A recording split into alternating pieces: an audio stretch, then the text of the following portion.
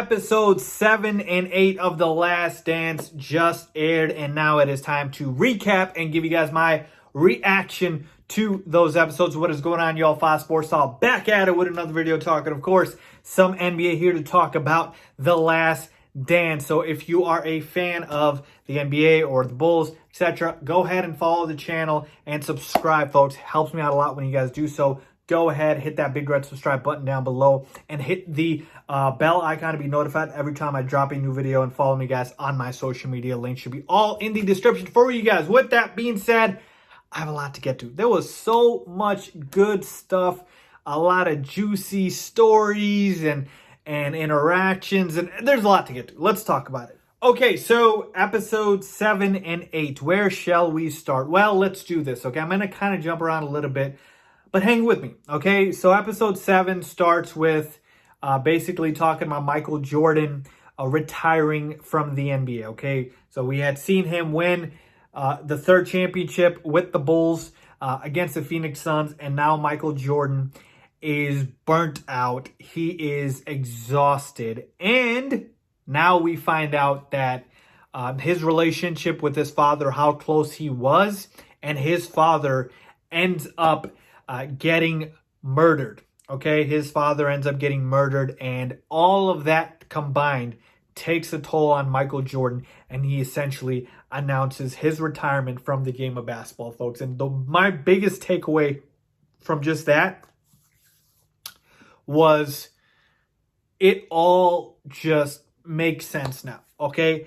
My mind before this documentary had always thought, just like every other Bulls fan, about, you know, what if Michael Jordan never retired? What if Michael Jordan had stayed with the Bulls the whole course? And I'm here to tell you right now, I don't believe those 3 championships in the second three-peat, I don't believe they might happen if Michael Jordan doesn't retire. Because, folks, here's the thing. After 93, Michael Jordan was so mentally exhausted and drained from playing, because you got to remember, he was playing the Olympics every year, he was playing the full 82 games, and then he was playing the entire playoffs up until the NBA Finals and in the NBA Finals, and all of that combined, and now you've got your father's death on your mind. Folks, there's just no way for you to be able to be the same type of player. So if you understand what I'm getting at here is, let's say Michael Jordan had stayed in basketball 94, 95, there's a very good chance mentally and physically he would be too exhausted to, you know, be able to repeat that level of success. And there's a chance the Bulls might not have, won a championship in 94 or 95, okay? And because he retired and eventually made his triumphant return with these 2 famous words, "I'm back," that is the reason why Michael Jordan was able to lead the Bulls to 3 more championships, folks. And this is why people say it all happens for a reason, right? Everything happens for a reason. That is what my biggest takeaway was. With Michael Jordan retiring and then coming back, he was able to rest up, okay, give his body time to heal, refocus mentally, get over, and I shouldn't say get over, but come to peace with his father's passing, okay, and refocus himself and dedicate himself again to basketball is what led the Bulls to be able to win 3 more championships with Michael Jordan leading them there, okay? That is why I say everything happens for a reason, because of that break. Michael Jordan needed that break, okay? And let's talk about that break where obviously he retires and he goes and plays baseball, because that was his dad's dream for him to play professional baseball. We all know he never played in the majors, but he did obviously play in the minors. And Michael Jordan, I did not know this in the series, he had a 13-game hit streak. That's crazy to me. But then obviously the pitchers figured him out and they stopped throwing him fastballs, and he was getting breaking balls, and obviously he struggled after that. But it just goes to show you, folks, no one's going to be good at everything, okay? An athlete is an athlete, but again, just because you're the greatest in one sport does not mean you're going to be the greatest in another sport. So there was a little bit of humility there for Michael Jordan. I'm sure that he wasn't as good at baseball, or not nearly as good as he was at basketball. But the fact that he was just able to do it is crazy. Okay?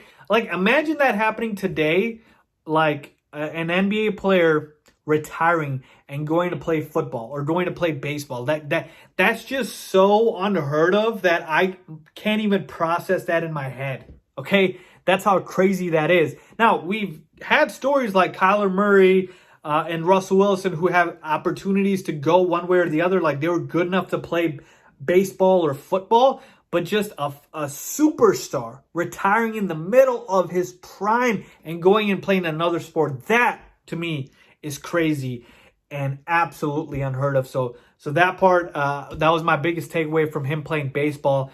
And then, of course, let's talk about his father's death and his murder. Obviously, very unfortunate. I'm glad, though, that this documentary addressed the whole conspiracy theories about, the fact that Michael Jordan's gambling had something to do with his father's death, or Michael Jordan's gambling was the reason he was suspended by David Stern for the retirement that he had, which was a fake retirement because it was actually a suspension. Folks, all of this is such garbage because here's the thing. And I forgot where I heard this. It might have been on the Bill Simmons show or something like that. Could you imagine Michael Jordan and David Stern getting in a room together and both looking at each other and David Stern saying, Michael, I'm going to suspend you for 18 months, okay? And that is because of your gambling, and nobody shall ever hear about this ever again, okay, until we live. And you understand that, right? No one's ever going to find out once we leave this room, and we're going to go to our graves with this, okay? And then they leave. Could you imagine that? Like, it just sounds just unrealistic garbage, right? And that's essentially what it was. So I don't want to... These conspiracy theories are just funny to me because... Funny in a comical way because obviously I don't believe them to be true. Michael Jordan retired from the NBA because he was mentally and physically drained, exhausted, and his father's death contributed to it as well. Okay? And so that to me, I'm glad they addressed that. Obviously, just can't believe what happened to his father. That still is... not sitting well with me. The fact that, his dad's driving and then I think he pulls over and then his car gets broken into and then the body gets dumped into a river. It's so sad, folks. It's so sad, obviously. And when Michael wins the 4th championship and on Father's Day and he's crying on the floor for his dad, that right there, folks, that right there, that's what sports is all about, folks. The emotion, the passion right there. When Michael's on the floor, what can you say to that? What can you say to that? That was crazy to me, just seeing that. It was so heartfelt and so crazy how much Michael Jordan's dad meant to him. And that was another takeaway for me, is I didn't understand how close Michael Jordan was with his father. He had a very, very close relationship with his dad. And I didn't know that. So I'm glad that this documentary was able to shine the light on their relationship, which was a great one, obviously, before his passing.